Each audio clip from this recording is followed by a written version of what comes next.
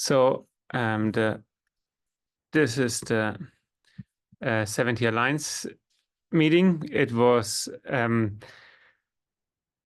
translational alliance. It was on Monday at CMR. It was organized by Jutta Ellermann mostly and Eric Middlebrook, who were on the stage a lot. It has a translational focus, so ultimately for clinical applications of 7 Tesla, but of course the clinical folks have the same issues that we do. Maybe I start by making you aware that there's a pretty good summary on Twitter from the Northern Trucks. Ravi is in the Zoom too, basically giving a highlight on most of the sessions in there, so you can scroll through that. I have maybe 4 or 5 slides about my highlights, like we had fun seeing friends. This was the crowd. So they are kind of the senior, some of them were clinical focused, not as many as people maybe as you might think about. You can count the number of women in the picture, I dare you.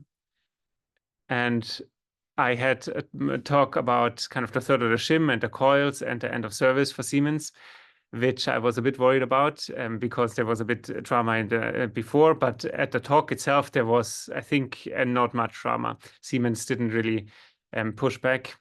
There was kind of, I think his name is Peter from RRI, who was then kind of having less diplomatic phrasings and saying that there would be knowledge about third of the shim issues that everybody knows, and that there are certain kind of stupid decisions from the vendors. However, later when he was pinged specifically by Brian Rudd, it turns out that he was referring to internal GE documents. So it is not widespread kind of accepted knowledge that third of the shims might have issues of these eddy currents. Other maybe subtle drama was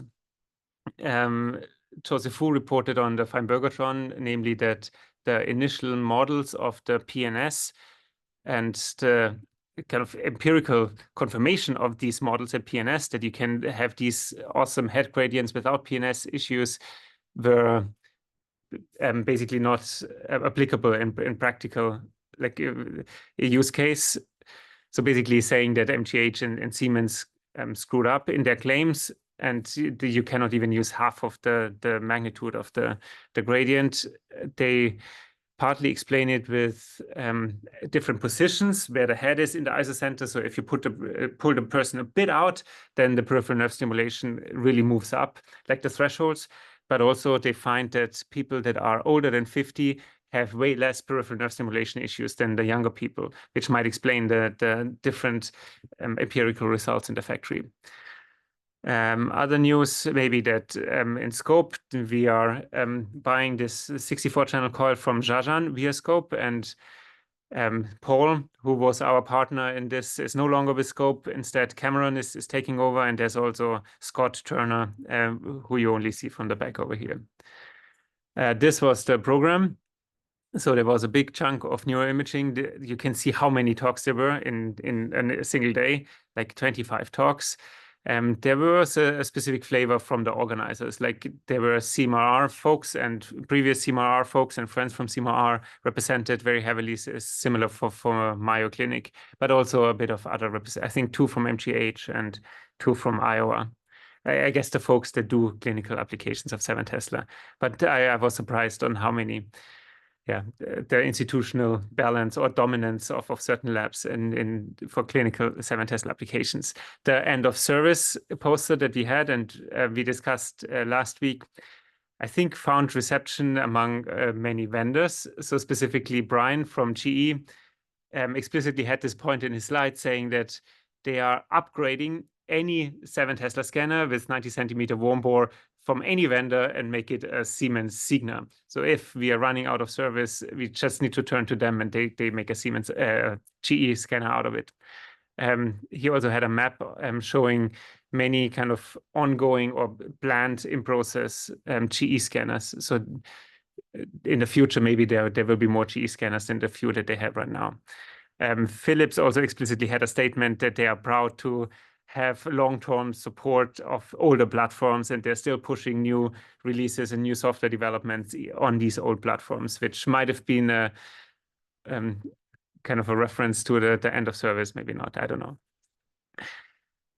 There was an entire session about safety where I think many people, I think I counted 5, complained about the lack of knowledge we have about the Nova coil, and we're all using it. There was maybe Joel and Lalith are here by now. I don't see you, but there was specifically were data that I think they were interested in with respect to having implants outside the RF coils.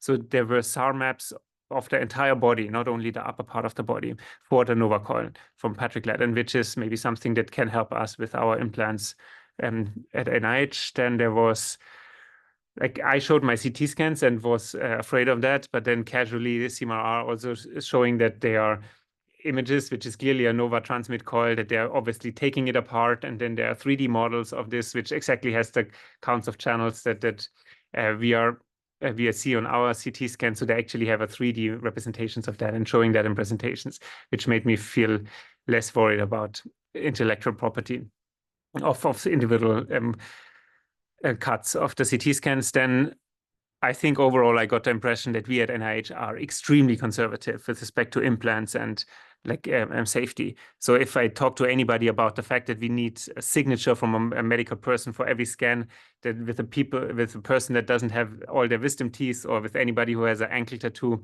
they look at you like you're an alien. Generally, like here from CMR, they talked about that passive implants are generally fine if they're kind of outside the coil, but also I think even if I didn't understand it, misunderstood, even like ferromagnetic part is fine as long as it's attached to the body and those kind of things. So they are talking at a different level than we are talking about it at NIH. Attached to a bone. What did I say? Yes, attached to bone. Yes. The clinical perspective, this is a slide from Eric Middlebrook. I was just fascinated on how they approach kind of the same issues that we have. Like they basically have the different options on the console and then basically compare them. There was no discussion on kind of why things are different. Like, for example, they see that the difference between CP mode and PTX shimming is like significantly smaller than just comparing the different coils, the STX coil in CP mode as opposed to the PTX coil in CP mode. And then talking about the bottom of the temporal lobes, more as a kind of comparing the different buttons on the scanner. There was, I think this was Yulin Gay from New York, really going over time a bit. And sometimes these presentations, they are, I don't know, I don't understand this clinical perspective. It's a different world. It sometimes appears incredibly naive. Like, and he says, yeah, and then we do susceptibility imaging, and then we see the vessels, and therefore we don't have the problem in fMRI anymore, which is a kind of far argument. It's not really my crowd. I think I will not go into the next meetings. Now we are still here at CMR and having a lot of fun at the 10.5 doing 0.35 millimeter segmented 3D PI, which is the fun part of it all. Thanks. Yeah. Do we want to have discussion? Sure. Any comments or any additions? I know Ravi was there. Tyler was there. Yeah, Tyler was sitting right behind me in the morning. Yeah, I was actually surprised to see you there, Renzo. To be honest, I didn't think you would be interested, and clearly, other than I think you got some good messages regarding the conservatism of your IRB, etc. Hopefully, there's some good ammunition for you at NIH. The questions are different. I would say, things like T2 space are workhorse sequences in clinical neuroimaging and other limbs. They're not so much of a concern for us. We use MP2 rages all the time, but I hope you learned even from my talk that the MP2 rages can be a hell of a lot better with proper dynamic PTX than anything that is currently being acquired on any vendor's platform, even in the most sophisticated Terra X. And these are important things because just, to segment gray-white matter, which no radiologist actually does, but we do, and these algorithms are incredibly sensitive to these bias fields and dropouts and things like that. So to me, that's where the main crossover is. And people basically didn't talk about EPI at all in this entire 25, 30. I think there were 30 talks, including those abstract, quick 3-minute abstract talks. I mean, it was a lot. Imagine an ISMRM session, but all day. This is basically the intensity of it. I think what you're seeing is, there is a large number of clinicians who are buying, GE, Siemens, modern, Philips modern platforms, expecting that they can push a button and it'll work like a 3T, and it's not. Even now, even with the Terra X, it is not working the way the vendors would have you believe it works. It's getting better. There's no question about that. You can see that evolution in the Siemens world, from the classic to the MRI Plus / Terra. They're basically the same thing. And then the Terra X, which is different yet again a little bit. So, within the next couple of years, I think with proper PTX, a lot of these problems are in fact going to go away. And with proper PTX, you mean dynamic shimming? Yeah, dynamic shimming. Yeah, full dynamic shimming. Not, we've been doing B1 shimming, magnitude and phase, for many years. A lot of people actually only do magnitude because they worry about hotspots from phase. But if you've defined your VOPs properly, then that is actually not an issue. But it's not FDA approved on our older platforms, of course. A question I had for you, because I was trying to see the other posters and I kind of knew what was in your poster. Did you get any feeling? I tried to corner Robin on this and I didn't get a straight answer.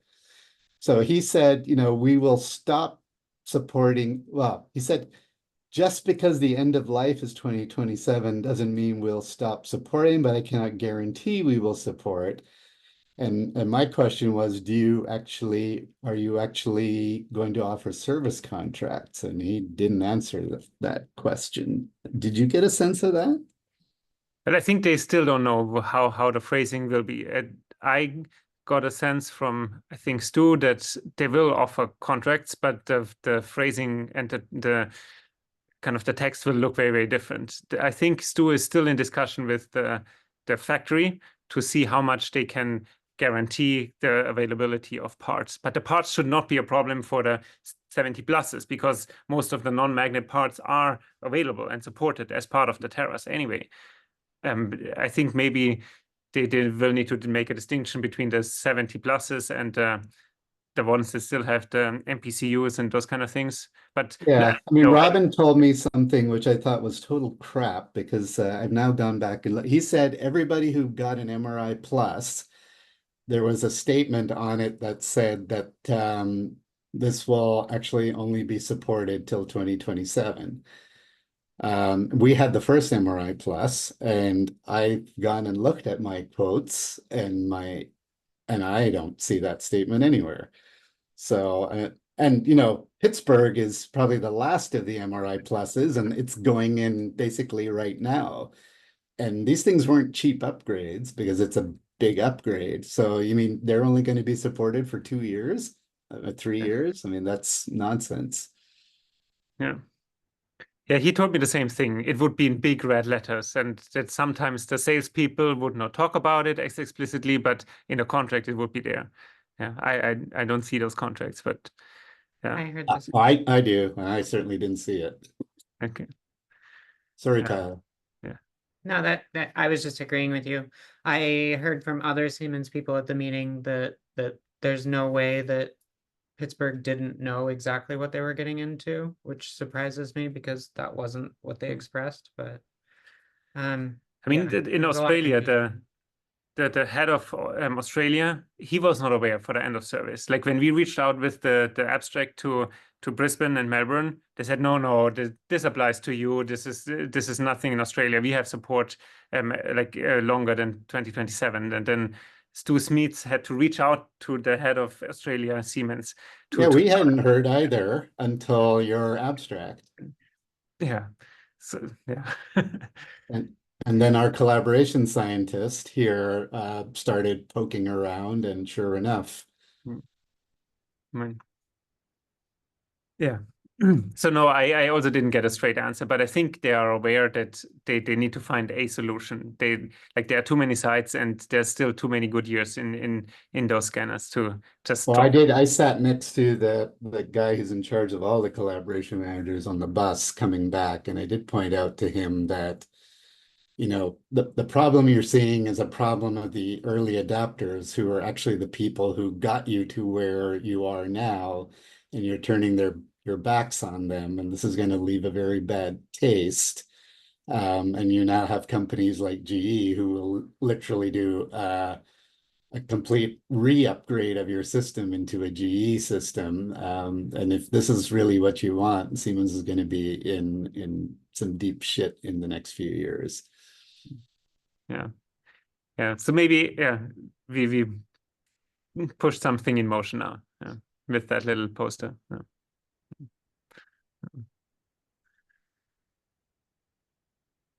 Renzo, do they say about why is the reason this peripheral nerve stimulation is very age dependent? Any speculations they did on that?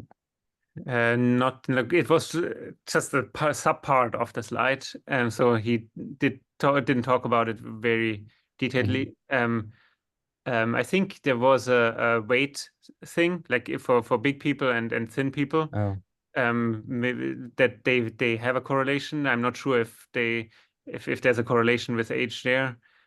I think like for the MGH model, it was a model that was not really a kind of a medicine model. It was an educational 3D model that they took, and then they included the electrical properties in there to simulate it. So who knows what this was optimized for?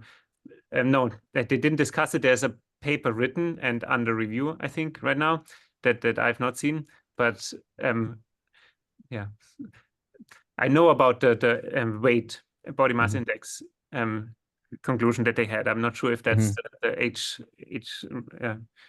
factor too. Oh, it's a general PNS, not for the head only, right? Or yes, I think they complained about the front of it's a head gradient only. Head gradient only. So I think in the PNS the head was kind of in the face. Yeah. So not the shoulder. So maybe the weight shouldn't matter so much. I don't know. But they saw that, or at least they mentioned that for the petite graduate students that they scan, they have bigger issues. So why should they mention the body size if yeah. I mean, by aging, the only thing changes is CSF amount in the brain. I don't know if it changes the stimulation that much, but it's kind of interesting to see the dependency. No, but I mean, the PNS doesn't come from the brain. It comes from the nose or the ears or the chest and things like that. Yeah, nerves around the body too. Yeah. Interesting. Thank you. Yeah, I had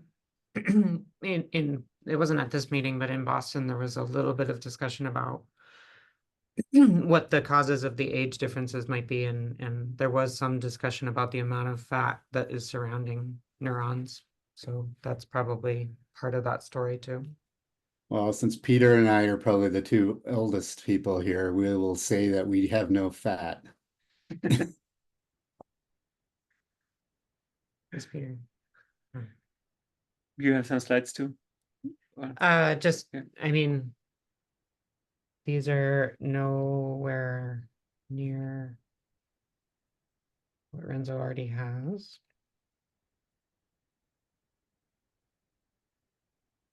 But yeah, I was taking pictures, although I could see very clearly that someone in front of me was live tweeting the entire event.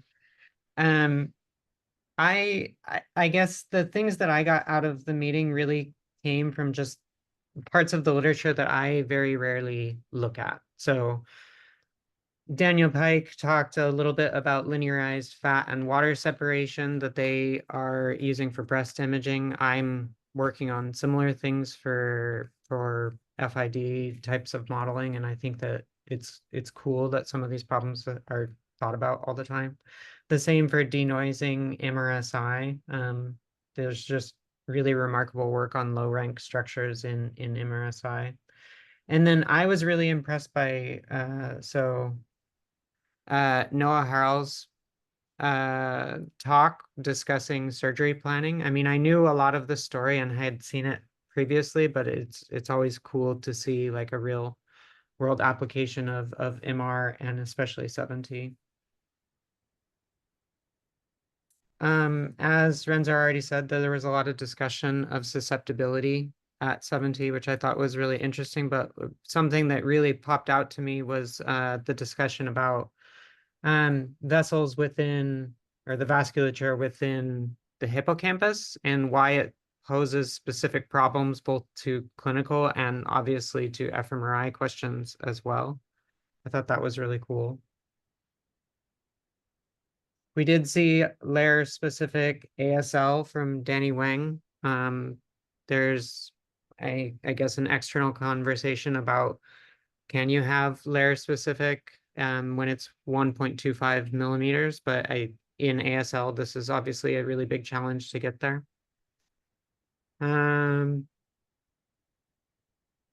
A lot of discussion about safety, and one of the things that really popped out to me, just because we've had this discussion at NIH, is dielectric pads. A lot of people seem to use dielectric pads kind of as a replacement or in place of PTX, which I thought was interesting, but there weren't a lot of details on vendors, and there weren't a lot of details on kind of how they maintain them over time. And I asked a few questions, but to people in breaks and stuff like that, but I didn't seem to make a ton of progress on how to make them work kind of in the real world.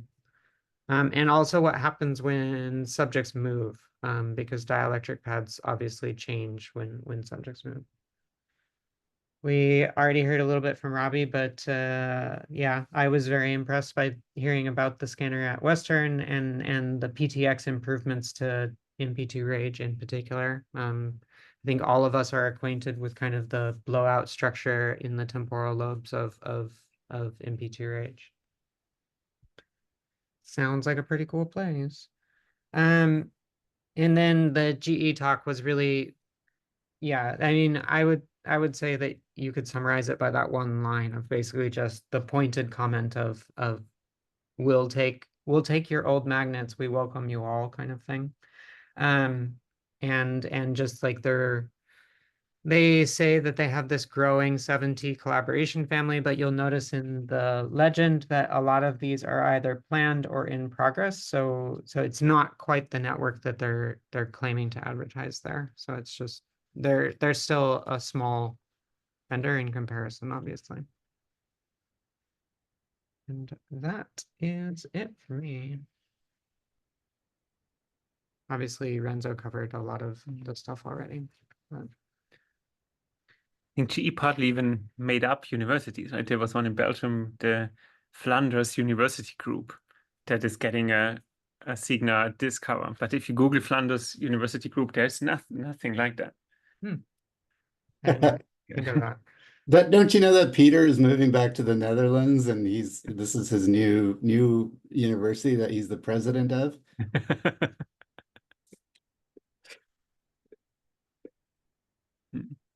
There's a Flanders University on Facebook. Yeah, but it's not a group, and it's a business school. I think there's a Flanders business school. Maybe it's that. I don't know. And maybe they're building a new hub of all the universities. I don't know what he means by that. No. But no. All right. Are there any questions or other impressions? No. Then thanks a lot, and I'll see you all in 2 weeks.